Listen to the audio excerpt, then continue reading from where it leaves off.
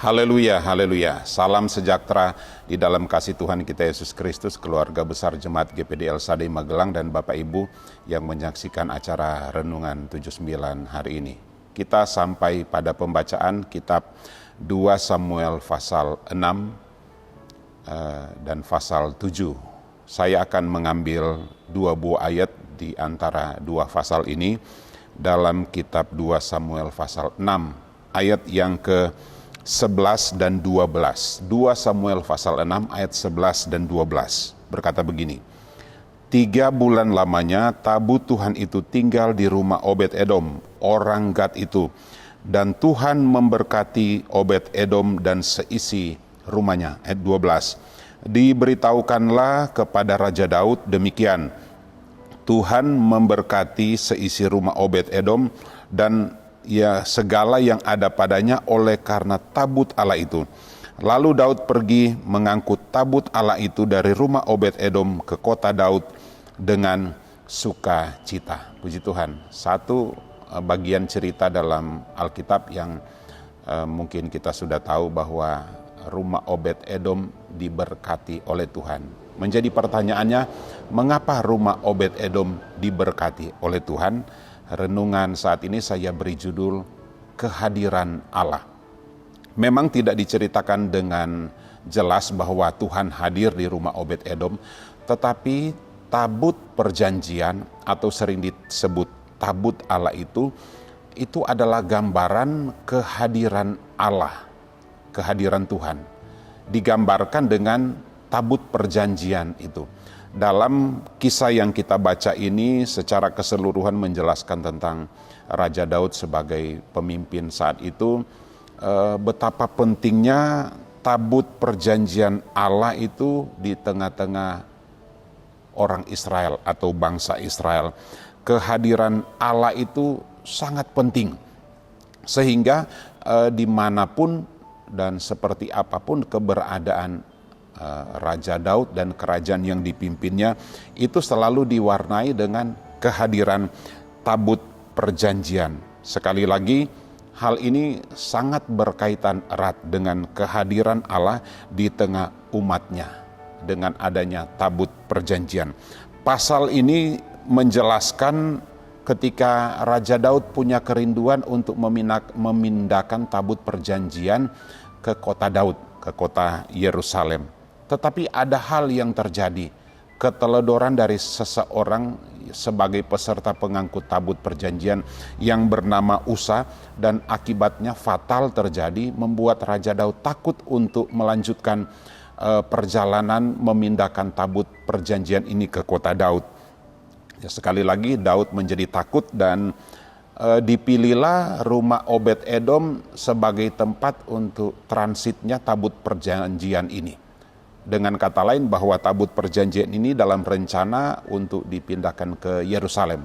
Tetapi dengan satu dan lain hal membuat tabut Tuhan ini dititipkan sementara waktu. Di ayat yang kita baca kira-kira 3 bulan lamanya berada di rumah Obed-Edom. Tetapi peristiwa apa yang terjadi ini menjadi penting bagi kita.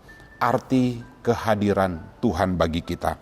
Ada beberapa hal yang saya catat di sini tentang arti kehadiran Allah yang dilambangkan dengan tabut perjanjian. Yang pertama, Tuhan itu atau Allah itu mau hadir di tempat yang kudus. Dengan kata lain, kenapa rumah Obed-Edom itu diberkati Tuhan? Karena keluarga Obed-Edom ini hidup dalam kekudusan. Kehidupan mereka berkenan kepada Tuhan. Tuhan itu tidak akan hadir di sembarang tempat. Karena Dia Allah yang kudus, Allah yang suci. Sehingga tempat yang kudus, tempat yang sucilah Dia akan hadir. Mungkin kita pernah mengalami pengalaman tidak merasakan kehadiran Tuhan. Bukan sebenarnya Tuhan tidak mau hadir, tetapi kita sebagai gereja Tuhan, baitnya Tuhan, di mana bait kudus, ya Allah yang kudus yang akan tinggal, yang akan masuk, tetapi dia mendapati ada hal-hal yang tidak baik, tidak kudus dan tidak berkenan, sehingga kita tidak mengalami dan merasakan kehadiran Tuhan. Hal yang penting supaya kita bisa merasakan kehadiran Tuhan, hiduplah dalam kekudusan. Tanpa kekudusan, ada banyak ayat-ayat yang menjelaskan, tanpa kekudusan kita tidak melihat Allah. Ya, kuduslah kamu sebab aku kudus. Itu hal-hal yang perlu diperhatikan. Dalam kitab Perjanjian Baru dikatakan, kuduskanlah Kristus dalam seluruh hidupmu. Jadi kekudusan ini merupakan hal yang penting supaya kita dapat mengalami kehadiran Tuhan. Poin yang kedua yang dapat kita ambil pelajaran dari kehadiran Allah ini adalah keberhasilan, kemenangan, kesuksesan dari kita sebagai umat Tuhan itu sangat ditentukan oleh kehadiran Tuhan. Apapun yang terjadi dalam hidup kita dan apa yang kita doakan, kehadiran Tuhan itu sangat penting dan sangat menentukan. Ingat cerita yang kita baca ini, tujuan tabut Tuhan adalah dipindahkan ke Yerusalem.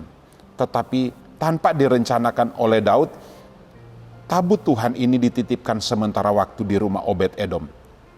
Jelas di sana dikatakan ada kurang lebih 3 bulan di sana. Tetapi ada hal yang luar biasa terjadi. Di situ dengan jelas berkata, rumah Obed Edom diberkati dengan luar biasa dan itu didengar oleh Raja Daud. Sehingga dengan berita itu membuat Raja Daud kembali berkeinginan untuk secepatnya tabut Tuhan itu dipindahkan ke Yerusalem.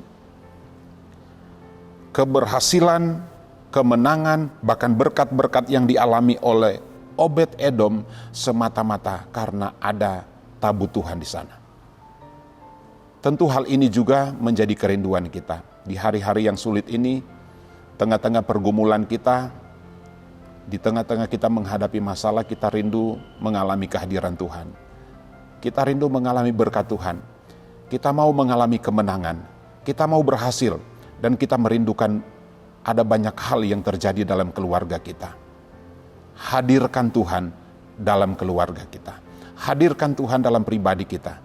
Bapak Ibu yang bekerja, hadirkan Tuhan di tengah-tengah pekerjaan kita. Kita yang berusaha, hadirkan Tuhan di tengah usaha dan pekerjaan kita. Yang bersekolah, yang menempuh pendidikan, hadirkan Tuhan di tengah-tengah sekolah, di mana kita sementara menuntut ilmu.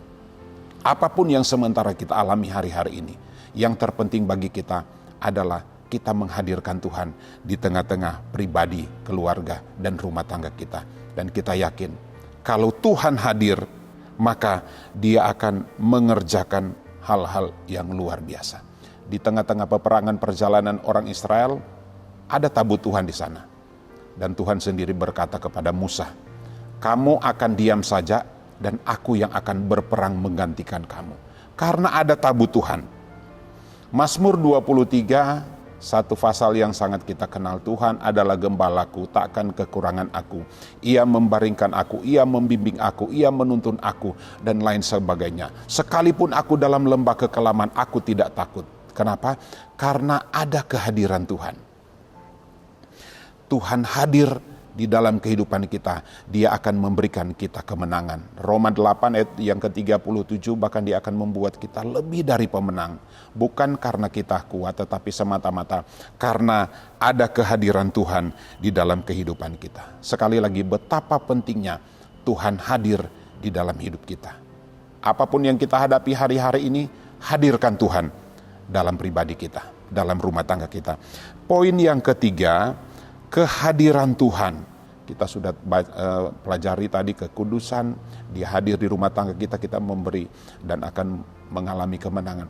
Tetapi ada satu peristiwa, tabut Tuhan ketika berada di tengah-tengah orang yang tidak percaya kepada Tuhan. Dalam satu peristiwa itu dikatakan berada di tengah-tengah bangsa Filistin, orang Filistin, justru yang terjadi adalah musibah.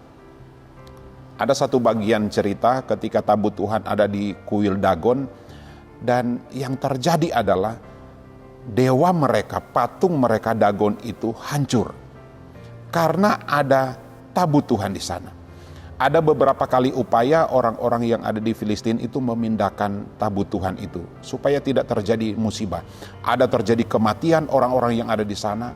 Jadi mereka berupaya untuk menyingkirkan, mencari tempat yang aman untuk tabut Tuhan ini. Tetapi di mana tabut Tuhan ada, di tengah-tengah orang yang tidak percaya, di sana selalu terjadi masalah, di sana terjadi musibah, bahkan fatal akibatnya, kematian terjadi di sana.